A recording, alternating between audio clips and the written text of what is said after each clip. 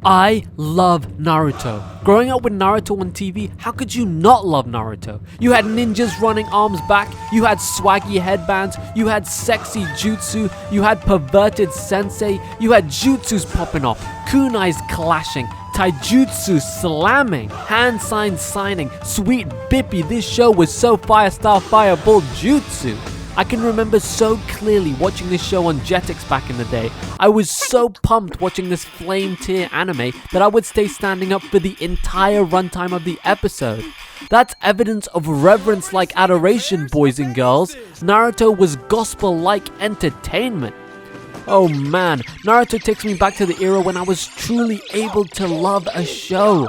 I can remember so clearly how obsessed I was with Naruto Ultimate Ninja on the PS2. Back then, my stupid ass didn't understand the concept of a memory card, so every time I wanted a cheeky gaming sesh, I would have to leave my PS2 on for days, only to restart the entire game whenever I felt the Ultimate Ninja itch again.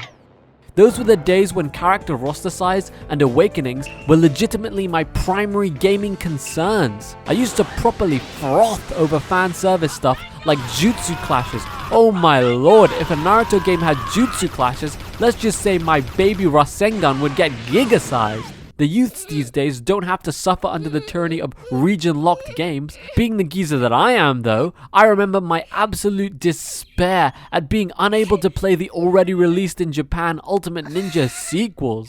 Back in the days, the PAL region was consistently and continually shat on by the global gaming release mafia. Waiting for Ultimate Ninja 3 was my very own eternal Tsukiyomi, fam. Quick heads up, I've tried to keep them to a minimum, but light spoilers up ahead.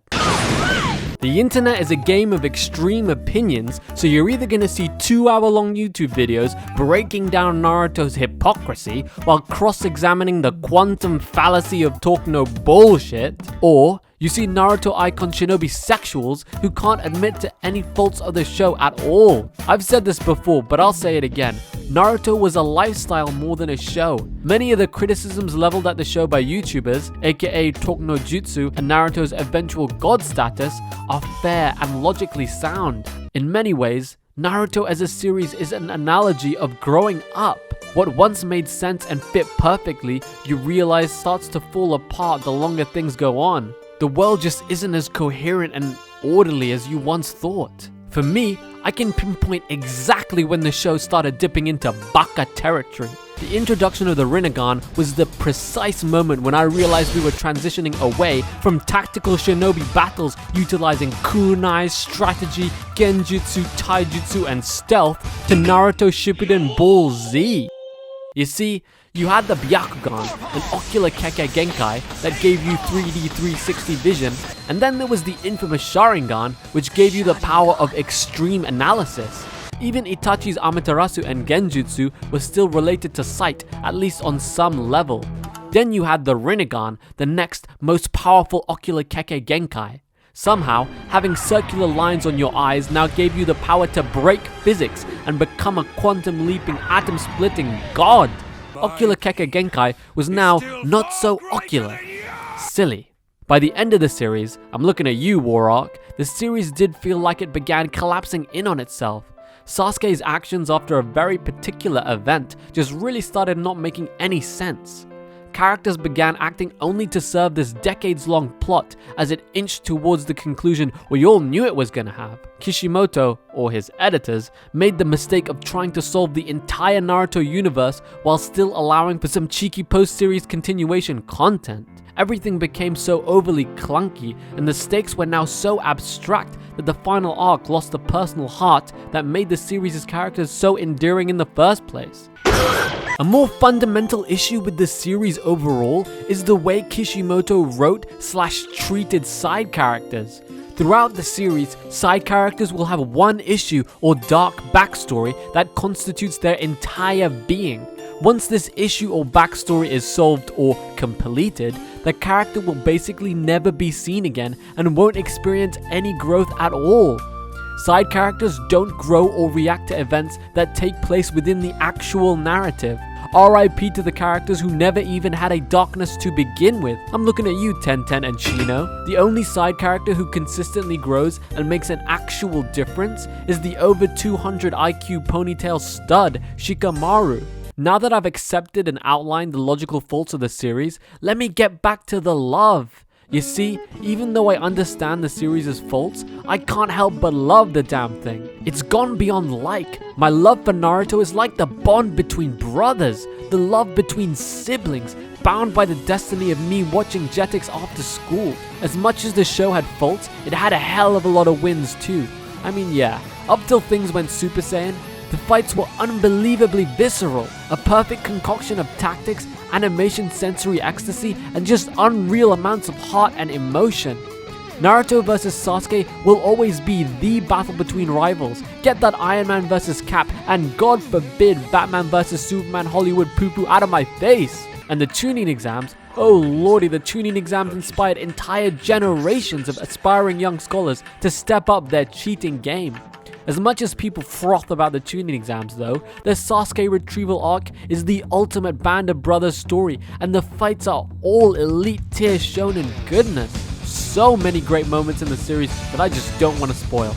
Let me say this though, when Rock Lee, the bushy-browed, bowl-cut badman, dropped the weights, shit. My post-nut clarity elevated me to Einstein intellect E=mc² on that sand defense, Rock Lee. Oh, and let me gush about the villains real quick. Orochimaru is the OG genderless king. The streets still remember when Kabuto kicked the shit out of Naruto and popped off about how kids having dreams is stupid. Dumb Garaki could never. And the Akatsuki? When you saw that iconic red cloud cloak, you knew it was about to go down. Simply iconic.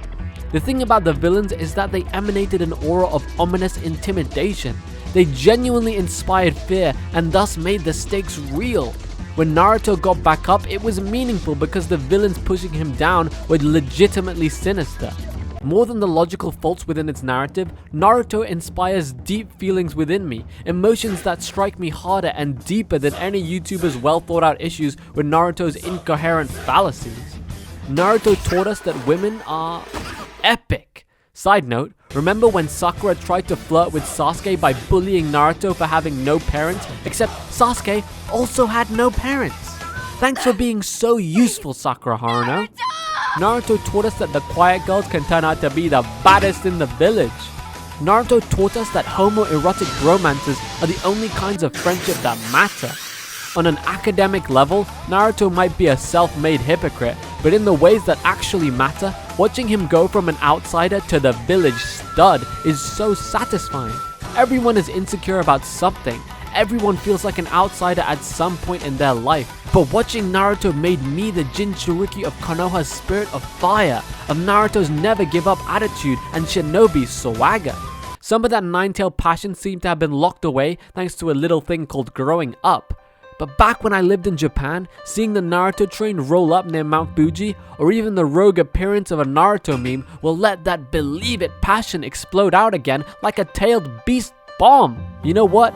I never actually watched the final fight of the series. I mean, yeah, I read the final manga chapters the day they came out, but I guess part of me is scared that the spirit of fire within me might die out. I think part of the reason I wanted to start a YouTube channel is because I wanted to fight to the top. I wanted to have my very own shonen growth arc. I wanted to be the Hokage of YouTube. That spirit was given to me by my whisker-faced blonde buddy. So I guess I just gotta say, thanks, Uzumaki Naruto. Believe it!